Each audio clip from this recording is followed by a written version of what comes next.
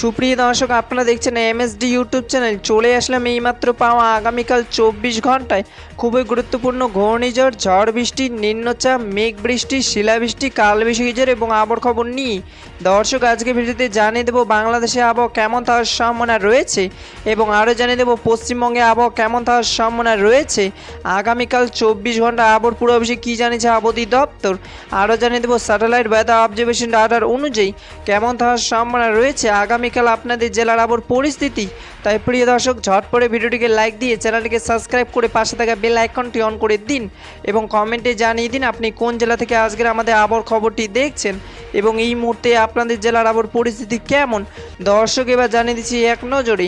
দর্শক এবার সরাসরি চলে আসলে মেঘ বৃষ্টির স্যাটেলাইট পূর্ব চিত্রে এবং এই মুহূর্তে দেখতে পাচ্ছি আজ এবং আগামীকাল 24 ঘন্টায় বঙ্গোপসাগরে একটি ভয়ঙ্কর ঘূর্ণিঝড় তৈরি হচ্ছে, যার ফলে বাংলাদেশে 8টি ভাগে 64 জেলা আকাশ মেঘলা থাকার সম্ভাবনা রয়েছে।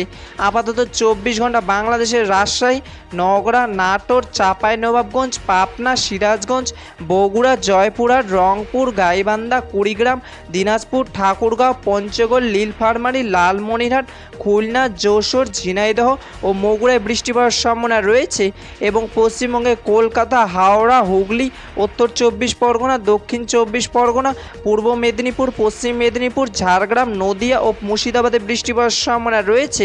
18 জুলাই 2026 শনিবারে আবহাওয়ার খবর। দেখা হবে পরবর্তী দিনে আবহাওয়ার ভিডিওতে।